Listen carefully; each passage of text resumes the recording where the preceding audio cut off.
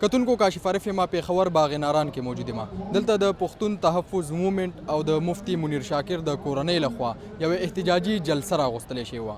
تقریبا یوه میاشت او 12 ورځې وړاندې په روجه کې په مفتی منیر شاکر باندې د هغه جومات سره یوه بمي چاودنه شوې وه، هغه شهید کړی شوی و. بیا که موږ وګورو د هغې وروستو چې کوم دی دی د پی ټي ایم لخوا د احتجاجي جلسې کال ورشو په باقاعده توګه باندې د هغې یو دروند کمپین په سوشل میډیا باندې وشو. د منظور پښتون لخوا هم د دې دپاره بیان جاری شو. دغه جلسه چې کوم دا سر ته ورسېده په دې کې د جماعت اسلامي، د عوامي نیشنل پارټۍ او د نورو سیاسي ګوندونو مشرانو هم ګډون وکړو. خو که موږ وګورو دې جلسه کې د پښتون تحفظ موومنټ کارکنان تعداد چې کوم دی د نورو جلسو په نسبت سره ډېر کم په نظر راتلو.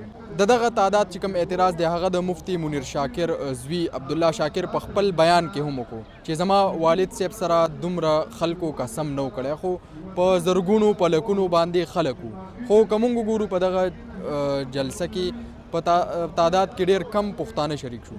د پی ټي ایم چې کوم غړي دي هغه هم پکې شریک وو، مرکزي غړي. بیا د چې کوم د مفتی منیر شاکر زوی دی هغه په خپل بیان کې د پښتون تحفظ موومنټ د مشرانو او چې کوم د پښتون قومي جرګې غړي وو د هغوی نه هم سختې ګیلې وکړي. ګیلې د پښتنو نه هم وکړي، ګیلې د خپلو مشرانو نه هم وکړي، ګیلې د ریاست نه هم وکړي. څه ګیلې وکړي؟